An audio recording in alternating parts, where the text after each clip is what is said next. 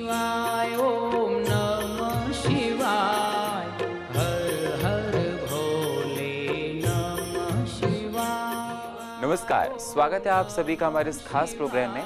मैं हूं आपके साथ सुनील चौहान। दर्शकों, ये देखा जा रहा है 13 तारीख को नाग पंचमी है।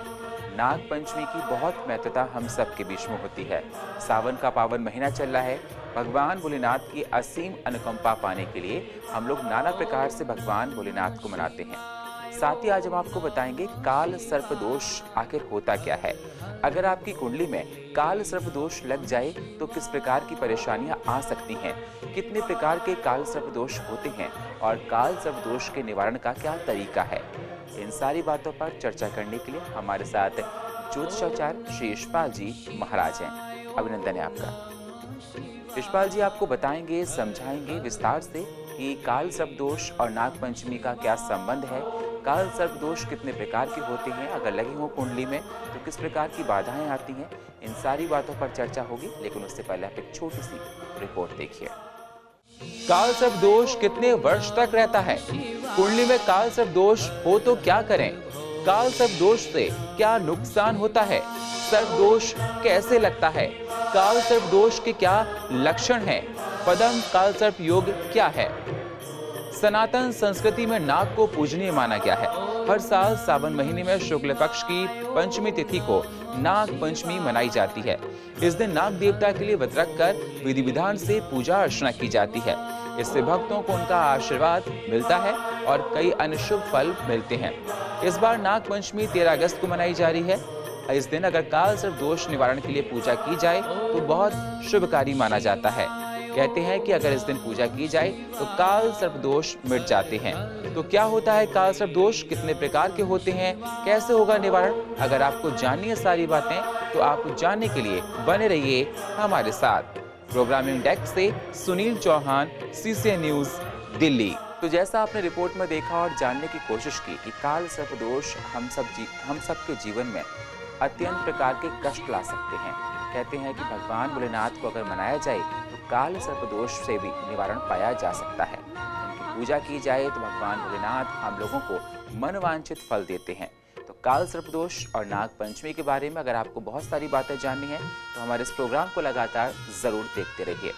पंडित जी, आज का जो विषय है हम लोग काल सर्प दोष और नाग पंचमी लेकर आए हैं। और जो दर्शक आपको देख रहे हैं, आप उनको सबसे पहले ये बताइए कि काल सर्प दोष और नाग पंचमी का संबंध क्या है? ओम नकुलाय विद्महे विषदन्ताय धीमहि तन्नो सर्पः प्रचोदयात्। प्रिय दर्शकों, जन्म कुंडली में काल सर्प दोष एक ऐसा अभिशाप है जो व्यक्ति को कभी उभरने नहीं देता। आप मेहनत बहुत करते हैं, अपना कोई भी कार्य योजनाबद्ध करते हैं, बहुत तरीके से करते हैं, फिर भी कामयाबी नहीं मिल पाती है। तो कई बारी वो काल सर्प दोष ही ऐसा कारण होता है जो आपके बनते हुए कार्यों में रुकावट का कारण बनता है। दांत में अगर दर्द है तो दांत दर्द की दवाई लेनी पड़ेगी। वैसे ही काल सर्प दोष के लिए आप भगवान शिव की पूजा करते हैं, रुद्राभिषेक करते हैं, प्रतिदिन भगवान शिव को जल चढ़ाते रहते हैं, तो उससे इसका दुष्प्रभाव दबा रहता है लेकिन ख़त्म नहीं होता। काल सर्प दोष का उपाय करवाना बहुत ज़रूरी होता है और नाग पंचमी के दिन अगर करवाया जाता है तो ये विशेष फलदायी हुआ करता है। पहले तो मैं आप लोगों को ये बता दूं कि ये काल सर्प दोष होता क्या है। अग्रे राहुरधः केतुः सर्वे मध्य गता ग्रहा योगायाम काल सर्पाख्यो शीघ्रम तम तो विनाशय। यानी आगे राहु और पीछे केतु। प्रथम स्थान में जैसे राहु हैं, सप्तम स्थान में केतु हैं, तो उनके मध्य में सर्वे मध्य गता ग्रहा, इन दोनों के मध्य में सारे ग्रहों का आ जाना ही काल सर्प योग हुआ करता है। योगायाम काल सर्पाख्यो, यानी यही फिर काल सर्प योग कहलाता है। शीघ्रम तमतु विनाशय, शीघ्र अगर इसका उपाय न किया जाए तो ये आपके जीवन में रुकावटों का कारण बन जाता है।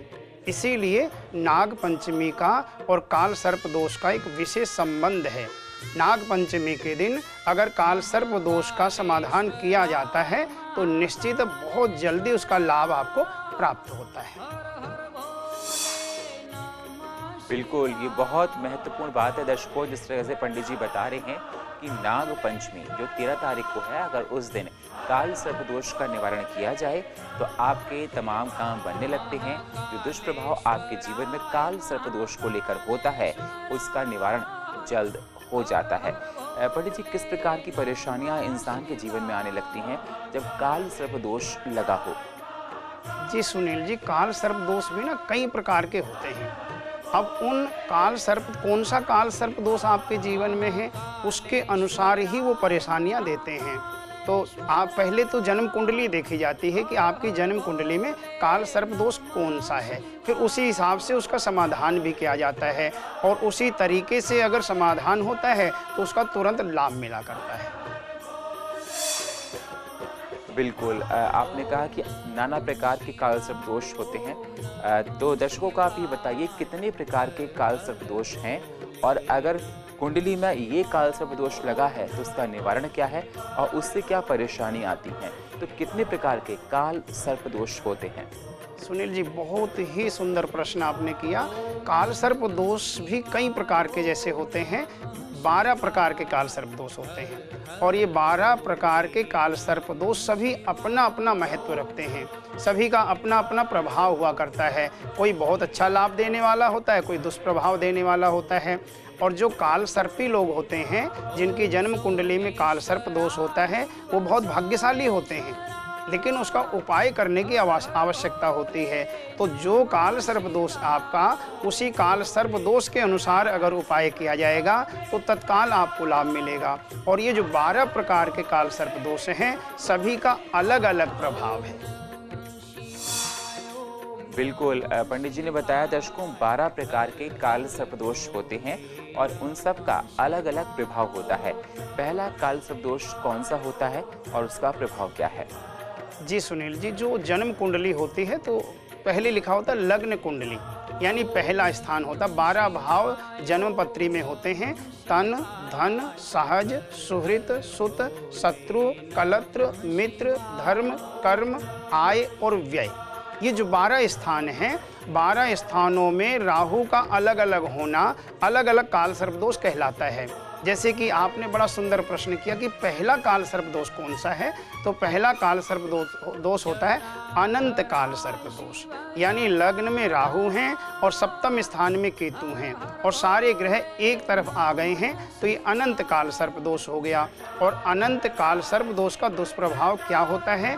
दिमाग पर अटैक करता है, ये मस्तिष्क पे असर दिखाया करता है। 32 साल हो जाने के बाद में व्यक्ति की ये फिर ज़्यादा प्रभावशाली हो जाता है, फिर धीरे धीरे दिमाग के ऊपर असर डालने लग जाता है। स्मरण शक्ति कमज़ोर होनी शुरू हो जाती है, याददाश्त बहुत कम हो जाती है व्यक्ति की, और सिर में दर्द होना, आधे सिर में दर्द होना, यानी सिर से संबंधित परेशानियां अनंत काल सर्प दोष दिया करता है। बिल्कुल, अनंत काल सर्प दोष में पंडित जी बता रहे हैं कि आपको हेल्थ प्रॉब्लम्स बहुत होती हैं, सिर में दर्द होने लगता है और 32 साल के बाद इसका इफेक्ट ज़्यादा होता है। अगला काल सर्प दोष पंडित जी कौन सा है? सुनील जी, दूसरा जो काल सर्प दोष होता है इसको बोलते हैं कुलिक काल सर्प दोष, यानी धन स्थान में दूसरे स्थान में राहु का होना और अष्टम स्थान यानी मित्र स्थान में केतु का होना, ये कुलिक काल सर्प दोष हो गया। और इसका सीधा सीधा प्रभाव पड़ता है धन के ऊपर, कारोबार के ऊपर। आप बहुत अच्छा पैसा लगा करके कारोबार शुरू कर रहे हैं या आपने बहुत मेहनत करी, जैसे तैसे नौकरी लग भी गई, तो वहाँ कोई ना कोई आपकी टांग खींचने वाला ज़रूर मिलेगा। फैक्ट्री लगाई है तो रोज़ पता चला कोई ना कोई मशीन आपकी ख़राब हो गई है या वर्कर साथ नहीं दे रहे हैं आपका। तो धन से संबंधित, कार्य से संबंधित परेशानियाँ आया करती हैं दूसरे यानी कुलिक काल सर्प दोष की वजह से। बिल्कुल, कुलिक काल सर्प दोष की वजह से पंडित जी बता रहे हैं कि बिजनेस में प्रॉब्लम आती है। अगर आपका कोई कारोबार है, धंधा है, तो उसमें परेशानियां आपको आती हैं, इसलिए कुलिक काल सर्प दोष का निवारण भी जल्द करवाना चाहिए। पंडित जी, अगला तीसरा काल सर्प दोष कौन सा है? सुनील जी, तीसरा काल सर्प दोष होता है तृतीय स्थान में राहु का होना, यानी वासुकी काल सर्प दोष। जब तीसरे स्थान में राहु होते हैं तो ये रिश्तों को बिगाड़ते हैं, यानी अपनों से दूर करने की कोशिश करते हैं। आपके जो बहुत सगे होंगे, जो मित्र होंगे, वो भी आपको धोखा देंगे, आपको केवल यूज करेंगे, वो आपको केवल इस्तेमाल करेंगे। जगह जगह आपके साथ में धोखा होना, अपनों से आपको सपोर्ट ना मिलना, यहाँ तक कि अपने भाई बंधु, रिश्तेदार, माता पिता से भी लाभ ना मिल पाना, पैतृक संपत्ति आपको न मिलना, कोर्ट कचहरियों के चक्कर हो जाना, मतलब इस तरह की प्रॉब्लम आया करती हैं वासुकी काल सर्प दोष की वजह से। और यही समाधान अगर हो जाता है तो आपके अनुकूल ये योग बन जाता है, दोष की बजाय योग बन जाता है। यानी आपको अपनों का सपोर्ट मिलना शुरू हो जाता है, अपनों से मान सम्मान मिलना शुरू हो जाता है। जो आपको धोखा दे रहे थे वही आपका फिर हित चाहने लग जाते हैं। बिल्कुल, वासुकी काल सर्प दोष से दर्शकों आपको बता दें, जो लोग आपके धोखा देते हैं, आपसे चीटिंग करते हैं, वो लोग आपके ही अपने होने लगते हैं, अगर ये दोष का निवारण किया जा सके। पंडित जी, चौथा काल सर्प दोष कौन सा है? चौथा काल सर्प दोष होता है शंखपाल, यानी चतुर्थ स्थान में राहु और दसम स्थान में केतु। जब राहु और केतु एक दूसरे के सामने होते हैं और इनके मध्य में सारे के सारे ग्रह होते हैं तो ये शंखपाल काल सर्प दोष आपके शरीर के ऊपर सीधा सीधा अटैक करता है। कोई न कोई असाध्य बीमारी शरीर में पैदा करेगा, आपके शुगर की बीमारी कर देगा, थायराइड आपको हो जाएगा, आपकी नसें शरीर की कमज़ोर हो जाएंगी और बदन में बहुत ज़्यादा दर्द रहना, इस तरह के लक्षण होते हैं शंखपाल काल सर्प दोष के। और इन्हीं का समाधान होने से फिर आपको उत्तम स्वास्थ्य लाभ मिलने लग जाता है। स्वास्थ्य ठीक रहेगा तो आप फिर सब कुछ कर सकते हो, और स्वास्थ्य ठीक नहीं है तो फिर कुछ भी ठीक नहीं होता। इसीलिए इस काल सर्प दोष का उपाय जल्दी ही होना चाहिए। बिल्कुल, शंखपाल काल सर्प दोष अगर आपको लगा हो तो आपकी हेल्थ में प्रॉब्लम्स आती हैं, स्वास्थ्य में प्रॉब्लम आती हैं, तो इस काल सर्प दोष को करने के लिए आपको निवारण जरूर कराना चाहिए। पंडित जी, अगला काल सर्प दोष कौन सा होता है? सुनील जी, पांचवा काल सर्प दोष होता है, इसको बोलते हैं पद्म काल सर्प दोष। और पद्म काल सर्प दोष संतान स्थान में राहु के होने से हुआ करता है। पद्म काल सर्प दोष संतान से संबंधित परेशानियां देता है, या तो संतान नहीं होने देगा, अगर संतान होगी भी तो वंश वृद्धि नहीं होगी, आपके केवल कन्याएं कन्या होंगी, और अगर आपके कन्याएं हो रही हैं या पुत्र भी हो रहा है तो उनकी शिक्षा अच्छी नहीं होगी, उनके संस्कार अच्छे नहीं होंगे, उनकी संगत अच्छी नहीं होगी। तो यानी संतान की तरफ से आपको परेशान रखता है पद्म काल सर्प दोष। और इसका उपाय हो जाने से फिर संतान आपके अनुकूल होती है और ग्रहों की स्थिति भी आपके बिल्कुल अनुकूल होती है। बिल्कुल, पद्म काल सर्प दोष संतान के लिए होता है, और अगर ये दोष लगा हो तो संतान जो होती है, या लड़कियां हैं, बेटे हैं, कुछ भी हों, उनके जीवन में परेशानी आती हैं और आप लोगों को कहीं ना कहीं वो कष्ट पहुंचाते रहते हैं। तो इसके निवारण के लिए आपको जरूर अनुष्ठान कराना चाहिए। अगला काल सर्प दोष कौन सा होता है पंडित जी? जी, छठा काल सर्प दोष होता है महापद्म काल सर्प दोष। और महापद्म काल सर्प दोष छठे स्थान में राहु के होने से हुआ करता है। और महापद्म काल सर्प दोष क्या करता है? शत्रुओं को बढ़ावा देता है, अकारण ही आपके लोग शत्रु बन जाएंगे। आपने मकान बहुत अच्छा बना लिया, आपने गाड़ी खरीद ली, आपका कारोबार बहुत अच्छा है, लोगों को ईर्ष्या होने लगी, जलन होने लगी और आपसे शत्रु भाव रखने लग गए। आप हर कार्य में पारंगत होते जा रहे हैं और आपके शत्रु बढ़ते जा रहे हैं। तो पीठ पीछे आपकी निंदा करना या आपको नुकसान पहुंचाना या बिना मतलब में आपसे लड़ने की कोशिश करना, कोर्ट कचहरी के चक्कर कटवा देंगे फिर वो जो है ना आपको, तो इस तरह की दिक्कतें आया करती हैं। महापद्म काल सर्प दोष का उपाय भी नाग पंचमी के दिन करवाया जाए तो बहुत अतिशीघ्र आपको अच्छा योग में ये लाभ देना शुरू कर देता है। फिर महापद्म जो बिना बात से आपसे झगड़ते हैं, लड़ाई झगड़े करते हैं, आपके साथ डिस्प्यूट्स करते हैं, उनके लिए होता है। अगर नाग पंचमी के दिन जैसा पंडित जी बता रहे हैं इसका निवारण किया जाए तो बहुत अच्छा होता है। अगला कौन सा होता है पंडित जी? जी सुनील जी, सातवां काल सर्प दोष होता है तक्षक काल सर्प दोष। यानी सप्तम स्थान में पत्नी के स्थान में राहु का होना और केंद्र में लग्न में केतु का होना, तो ये तक्षक काल सर्प दोष होता है। तक्षक सर्प ने राजा परीक्षित को डसा था, ये ऐसा तक्षक होता है। और तक्षक सर्प दोष जिसके कुंडली में हुआ करता है तो दाम्पत्य जीवन को बिगाड़ता है। वो शादी में रुकावटें डालेगा, शादी समय से नहीं होगी, विलंब से शादी होगी, और शादी होने के बाद में फिर कुछ न कुछ खटपट जीवन में बनी रहना, पति पत्नी के विचार आपस में न मिलना, छोटी छोटी बातें बहुत बड़ा रूप ले लेती हैं, यानी दाम्पत्य जीवन में बाधक बनता है तक्षक काल सर्प दोष।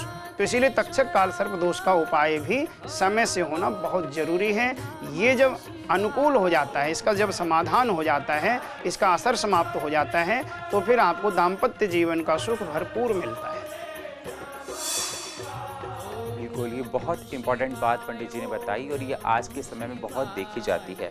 जब भी किसी के शादी में बाधाएं आती हैं दर्शकों, या दाम्पत्य जीवन में परेशानियां पंडित जी आ रही हैं, तो तक्षक काल सर्प दोष कहीं ना कहीं होता है। ये पंडित जी थोड़ा सा इम्पोर्टेंट मैटर आपने बताया, तो मैं इस पर थोड़ा डिस्क्राइब और करना चाहता हूँ कि आप इस पर और बताएं। तक्षक काल सर्प दोष का निवारण किस प्रकार किया जाता है, और जो दर्शक आपको देख रहे हैं आप उनको बताइए कि अगर किसी के दाम्पत्य जीवन में परेशानी आ रही है या शादियों में किसी के बेटा की बेटी की परेशानी आ रही है, तो इसका निवारण किस प्रकार करें। प्रिय दर्शकों, आपने जैसे सवाल पूछा हो ऐसे सुनील जी ने आप लोगों के लिए पूछ लिया है, क्योंकि ये प्रश्न हर किसी के मन में उठा होगा कि क्या किया जाए ऐसी स्थिति में।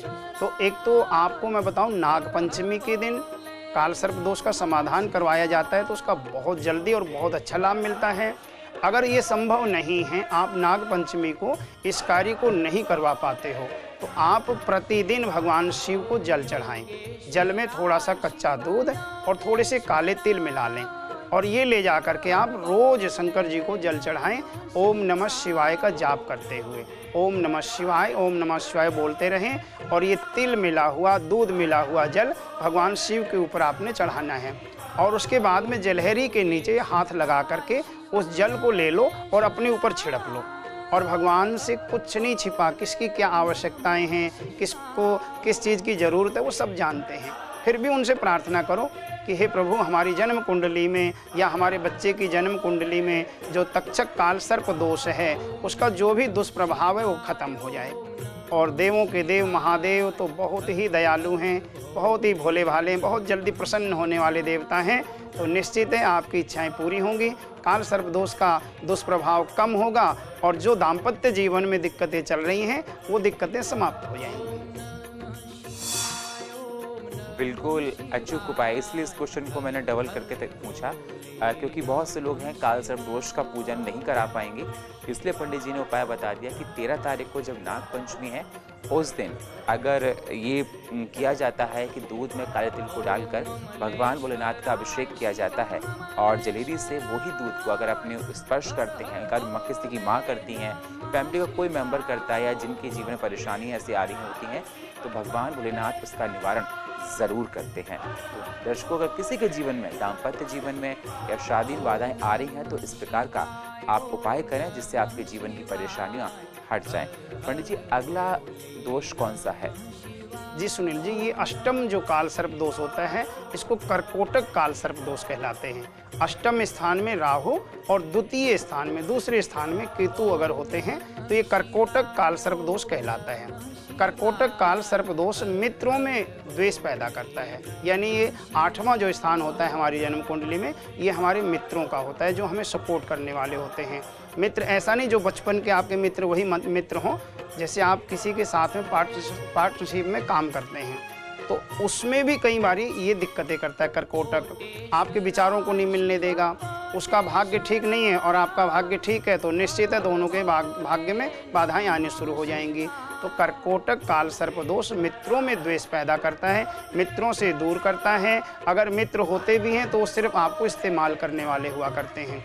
इसलिए अगर आप इस योग का समाधान कर लेते हैं तो निश्चित रूप से ये आपके अनुकूल हो जाता है, यानी फिर जो मित्र आपके होंगे या जो आपका पार्टनर होगा वो आपके लिए जान देने को तैयार रहेगा, हर प्रकार का आपका सपोर्ट करेगा वो।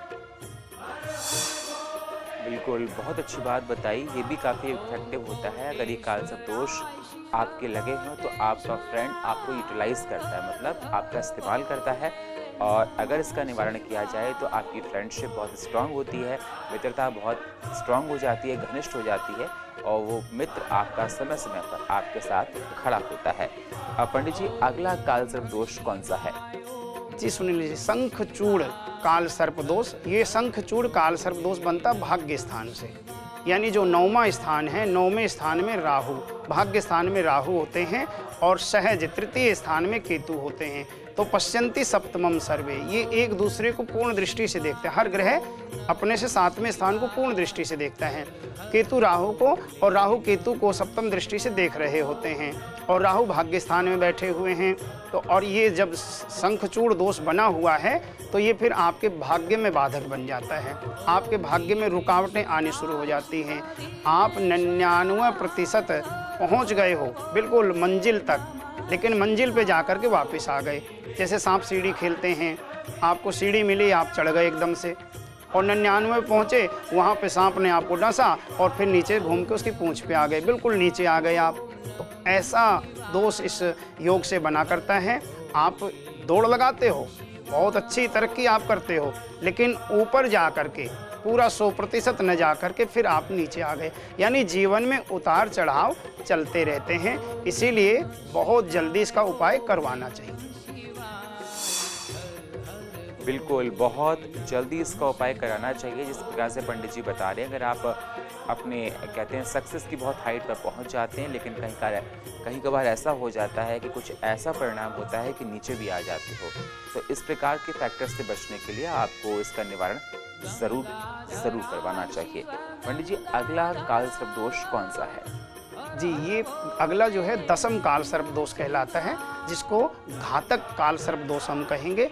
घातक काल सर्प दोष 10म स्थान में राहु के होने से और चतुर्थ स्थान में केतु के होने से हुआ करता है। घातक काल सर्प दोष के जो लक्षण हैं वो हैं कार्य क्षेत्र में तरक्की न होना। पहली बात तो आप डिसीजन ही नहीं ले सकते। घातक काल सर्प दोष आपको मझधार में रखता है, ये सही है या ये सही है, ये गलत है या ये गलत है, आप निर्णय नहीं ले पाएंगे। ये घातक काल सर्प दोष ऐसा योग हुआ करता है, आपको आगे नहीं बढ़ने देता। जैसे तैसे आपने काम भी शुरू किया तो उसमें शुरुआत में ही आपको घाटा लगना शुरू हो गया, कोई ना कोई परेशानी आपके जीवन में आनी शुरू हो गई और घर वालों का भी आपको सपोर्ट नहीं मिलता है, यानी कर्म स्थान को आपकी कमज़ोर कर देता है। इसीलिए नागपंचमी के दिन आपको इसका उपाय जरूर करवाना चाहिए। नागपंचमी पे ना करवा पाओ तो कभी भी जितना जल्दी हो सके इसका उपाय आपको करवा लेना चाहिए। बिल्कुल, ये बहुत अच्छा बताया पंडित जी ने कि नागपंचमी पर अगर उपाय कराया जाए इस काल सर्प दोष का तो बहुत अच्छा है। अगर इन केस आप नागपंचमी पर इसका निवारण नहीं करा पाते हैं तो जल्द से जल्द कराना चाहिए। पंडित जी, अगला काल सर्प दोष कौन सा है? जी दर्शकों, 10 प्रकार के काल सर्प दोष मैं आपको बता चुका हूँ और ये जो 11वां काल सर्प दोष होता है इसको बोलते हैं विषधर, यानी विष को धारण करने वाला। और ये कहाँ पे होता है? 11वें स्थान में राहु के होने से हुआ करता है। और 11वां स्थान कौन सा होता है हमारी जन्म कुंडली में?